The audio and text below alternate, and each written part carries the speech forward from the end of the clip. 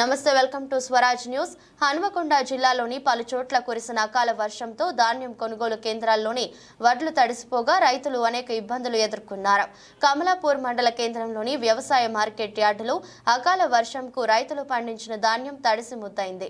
6 నెలల పాటు చెమటోడ్చి పండించిన ధాన్యం చేతికి వచ్చే సమయంలో ఇలా వర్షం కారణంగా తడిసి ముద్దవడంతో రైతులు ఆందోళన చెందుతున్నారు. ఇన్ని రోజులు కష్టపడి పండించిన ధాన్యం అకాల వర్షం వల్ల దెబ్బతిందని ఐకేపీ యాజమాన్యం తడిసిన ధాన్యాన్ని సైతం ఎటువంటి తరగు లేకుండా మొత్తం ధాన్యాన్ని కొనాలని ఆవేదన వ్యక్తం చేశారు రైతులు. అలాగే వర్షం వల్ల ఎక్కువ దిగుబడి వచ్చే పంట కొంత నష్టపోయే అవకాశం ఉందని ప్రభుత్వం స్పందించి ఆర్థిక సాయం అందించి రైతులను ఆదుకోవాలని కోరారు.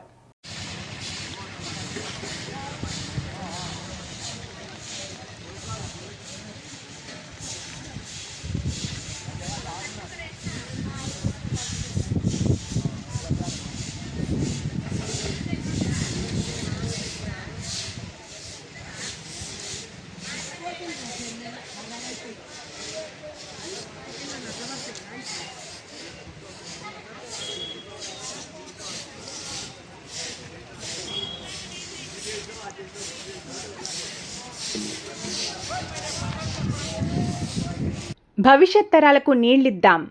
రోజంతా ఎన్నో లీటర్ల నీళ్లు వేస్ట్ చేస్తాం. నీళ్లు సేవ్ చేద్దామన్నప్పుడు ఆలోచన చేస్తాం. మళ్ళా గట్లనే నీళ్ల వాడకం. వాట్సాప్లో స్టేటస్లకు చెప్పే సామెతలకు పొంతనలేదు. సమాజంలోని పౌరునిగా నీ బాధ్యతను గుర్తెరుగు.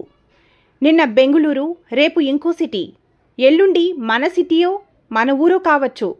మారండి. జలసంపద నిలువల కోసం నడుం బిగిద్దాం. లక్షల రూపాయలు పెట్టి కట్టే కొత్త ఇంటికి ఇంకుడు గుంతలు నిర్మిద్దాం. ఇయాల్టి నుండే అనవసర నీటి వినియోగాన్ని ఆపేద్దాం. భవిష్యత్ తరాలకు నీటిని నిల్వ ఉంచిన వాళ్లమవుదాం. చుక్కా చుక్కా కలిస్తే సముద్రమైనట్లు ఇక నుండి ప్రతి నీటి బొట్టును ఒడిసిపడదాం. సమాజహితం కోరే స్వరాజ్ న్యూస్. దేశ భవిత సంకల్పం కోసం అడుగులు.